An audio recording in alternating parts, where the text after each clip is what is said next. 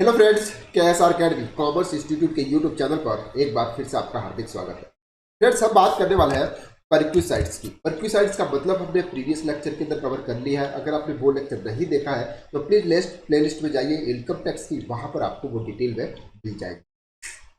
अब हम बात करते हैं रेंट फ्री अकोमोडेशन की। एक एम्प्लॉयर के द्वारा एक एम्प्लॉय को रेंट फ्री अकोमोडेशन दिया जाता है।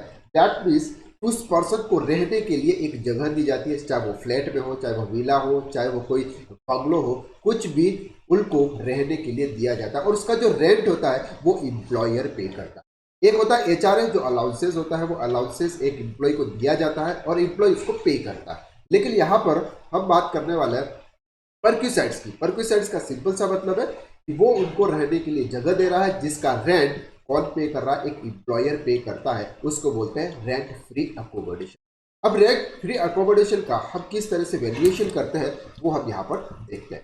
सबसे पहले हम देखते हैं यहाँ पर कि अगर रेंट फ्री अकोमोडेशन होटल में दिया जाए, होटल का मतलब क्या होता है? जैसे फॉर एग्जाम्पल कोई पर्सन मार्केटिंग के लिए बाहर जाता है या किसी भी कारण से कंपनी के काम से बाहर जाता है, तो उसको होटल के लिए ठहरने के लिए बहुत जगह दी जाती है। तो जब होटल परक्यूसाइड्स के रूप में दिया जाता है, यानी कि उसका कोई चार्जेस एम्प्लॉय से नहीं लिया जाता है, जो भी वेयर होता है वो सिर्फ एम्प्लॉयर के द्वारा होता है, तो उस केस में यहाँ पर क्या होगा? दूसरा हम बात करते हैं other than hotel. That means कि अदर देन होटल, यानी कि कोई रो हाउस या बंगलोज या फ्लैट इस तरह से अगर कोई दिया जाता है, तो उस केस में हम उनका वैल्यूएशन कैसे करते हैं? तो सबसे पहले हम देखते हैं होटल। अगर आपको होटल रेंट फ्री अकोमोडेशन के ऊपर दिया जा रहा है तो actual charges paid by employ. That means वो पर्सन जिस होटल में रह रहा है उसका जो चार्ज है वो एम्प्लॉयर एक्चुअल में जितना पे कर रहा है वो अमाउंट और 20% ऑफ सैलरी, यानी कि आपकी जो भी सैलरी होगा उसका 24% हम कैलकुलेट करेंगे, जिसके अंदर सैलरी के अंदर क्या आएगा? सैलरी के अंदर सबसे पहले आएगा सर आपकी बेसिक सैलरी, DNS अलाउंसेस और परसेंटेज ऑफ कमीशन। अगर ये DNS अलाउंसेस जो है ये आपके रिटायरमेंट बेनिफिट के लिए है, वो भी इसमें ऐड कर दी। तो यहाँ पर सिंपल आपके दो पार्ट ले लें, एक actual charges paid by employer और दूसरा होता है 24% of salary which ever is lower. ये दोनों में जो सबसे कम होगा वो क्या होगा? टैक्स से। Okay, then other than hotel. Other than hotel का मतलब होता है कि जगह से for example row house, flat, villa, ऐसा कुछ अगर आपको रहने के लिए रेंट फ्री अकोमोडेशन के रूप में दिया है तो उस कंडीशन में उसका वैल्यूएशन कैसे करना? अब यहाँ पर दो आते हैं। सबसे पहला आता है यहाँ पे कि फर्निश और दूसरा होता है अनफर्निश। फर्निश और अनफर्निश जो प्रॉपर्टी आपको रहने के लिए दी जा रही है, एक वो फर्निश प्रॉपर्टी है और दूसरा अनफर्निश प्रॉपर्टी है। अगर आप इनकम टैक्स या GST में एक्सपर्ट बनना चाहते हैं, हमारा कोर्स यहाँ पर expert in taxation new batch start होने वाली है, जिसके अंदर हम GST, income tax, TDS, GST 9(9)C, recording video, practical और क्लाइंट डेटाबेस और लाइफ टाइम बैक सपोर्ट के साथ में एक नया बैच स्टार्ट होने वाला है, वो आप ज्वाइन कर सकते हैं अगर आप इनकम टैक्स या TDS में, GST में एक्सपर्ट होना चाहते हैं। तो 7389781117 पे कॉल करें और हमारी टीम से आप कॉन्टेक्ट करें। चलिए अब हम बात करते हैं यहाँ पे कि अनफर्निश अगर आपको कोई प्रॉपर्टी रहने के लिए दी जा रही है एक एम्प्लॉय के द्वारा एक एम्प्लॉय को, उस केस में हम क्या करें? अगर गवर्नमेंट एम्प्लॉय है और दूसरा होता है प्राइवेट एम्प्लॉय, दो एम्प्लॉय होते हैं, एक होता है गवर्नमेंट एम्प्लॉय, दूसरा होता है प्राइवेट एम्प्लॉय। अगर हम बात करते हैं गवर्नमेंट एम्प्लॉय की, तो उनके लिए जो टैक्सेबल परक्यूसाइड्स होता है वो होता है लाइसेंस। अब ये लाइसेंस फीस क्या होता है, ये आपको अगर आप क्वेश्चन कर रहे हैं तो सब के अंदर दे रखा होगा, या फिर गवर्नमेंट एम्प्लॉय है तो उनको वहां पर लाइसेंस फीस आपको। अब बात करते हैं प्राइवेट एम्प्लॉय की। तो प्राइवेट एम्प्लॉय में आपके दो फैक्टर होते हैं। एक होता है कि वो प्रॉपर्टी खुद की है, मतलब जो एम्प्लॉय को जो प्रॉपर्टी रेंट के लिए दी जा रही है, यानी कि उनको रहने के लिए दी जा रही है, वो प्रॉपर्टी अगर खुद की है, उस कंडीशन में एम्प्लॉय के लिए परक्यूसाइड्स का जो वैल्यूएशन होगा वो होगा उनके रेजिडेंस के हिसाब से।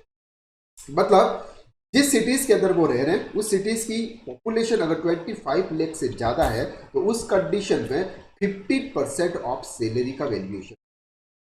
सैलरी का मतलब हमने समझ लिया। सैलरी का मतलब होता है sir basic salary plus DNS allowances, retirement benefit और आपका यहाँ पर आ जाएगा फिक्स परसेंटेज ऑफ कमीशन। ये जो पार्ट होता है ये आपकी कमीशन के अंदर आ जाएगा। ओके, तो ये सबको मिला के एक हमारी बेसिक सैलरी आ जाएगी, टोटल सैलरी आ जाएगी। टोटल सैलरी का 50% कैलकुलेशन आप यहाँ पे करें। अगर पॉपुलेशन 10 लाख टू 25 लाख है तो उस कंडीशन में आपका यहाँ पर जो वैल्यू होगी वो 10% ऑफ सैलरी होगी, और 10 लाख से कम है तो उस समय 7.5% की वैल्यू आपको यहाँ पर। अब हम बात करते हैं कि अगर ये प्रॉपर्टी उनके खुद की नहीं है, उस कंडीशन में क्या होगा, actually rent paid by employer, क्योंकि वो प्रॉपर्टी उनके खुद की नहीं है तो वो भी उन्होंने किसी से रेंट पे ले रखी है, तो जो भी रेंट पड़ेंगे वो अमाउंट और 15% of salary which ever is law. तो यहाँ पर दो कंडीशन है आपको प्राइवेट एम्प्लॉय के लिए। एक, अगर एम्प्लॉयर की खुद की प्रॉपर्टी है तो उस कंडीशन में आपको ये वाला पार्ट कवर करना है, और अगर आपकी प्रॉपर्टी खुद की नहीं है तो उस कंडीशन में एक्चुअल रेंट पाएगा एम्प्लॉयर और 15% of salary which ever is और विल बी टैक्सेबल। तो ये आपका टैक्सेबल परक्यूसाइड्स हो जाएगा। ओके, ये रेंट फ्री अकोमोडेशन और अनफर्निश प्रॉपर्टी की बात कर। अब हम बात करते हैं सर फर्निश प्रॉपर्टी है उस कंडीशन में हम कैसे करें। सबसे पहले वैल्यू ऑफ अनफर्निश प्रॉपर्टी, जो भी आपकी अनफर्निश प्रॉपर्टी है उसका वैल्यूएशन कितना है, यानी कि अगर खाली प्रॉपर्टी होगी जिसके अंदर फर्नीचर नहीं होगा तो उसका वैल्यूएशन कितना होगा। और स्टेप 2, वैल्यू ऑफ फर्नीचर, यानी कि जो आपका फर्नीचर है उसका कितना वैल्यू है, जो भी आपका वैल्यू है उसका ओन, अगर वो फर्निश खुद का है यानी कि जो एम्प्लॉयर है उनके खुद का है तो उस कंडीशन में हम लेंगे 10% पीए ऑफ ओरिजिनल कॉस्ट, यानी कि 10% पीए ऑफ ओरिजिनल कॉस्ट। आपकी जो भी ओरिजिनल कॉस्ट होगी उसका 10% आपको परक्यूसाइड्स कवर करना होगा। और अगर वो उनका खुद का नहीं है तो जितना भी वो रेंट पे कर रहे हैं, वो फर्नीचर का जो भी रेंट पे कर रहे होंगे उसका एक्चुअल प्राइस जो भी होगा, उसका एक्चुअल प्राइस जो भी होगा विल बी टैक्स। तो यहां हमने बात की कि अनफर्निश प्रॉपर्टी, अनफर्निश में भी हमने दो कर लिया, एक खुद का है और एक हमने रेंट पे लेगा। अगर खुद का है तो आपको पॉपुलेशन के हिसाब से 15, 10 और 7.5% कलेक्ट करना है, और अगर वो खुद की नहीं है तो एक्चुअल में आपने जितना पेड किया और 15% of salary which ever is lower will be taxable. अगर फर्निश प्रॉपर्टी है तो वैल्यू ऑफ अनफर्निश यानी कि जो भी इसकी वैल्यू होगी, और फर्नीचर का जो भी अमाउंट है वो ओन है तो 10% ऑफ ओरिजिनल कॉस्ट, और खुद की नहीं है तो आप जो भी एक्चुअल में पेमेंट कर रहे हैं वो आपकी टैक्सेबल करती है।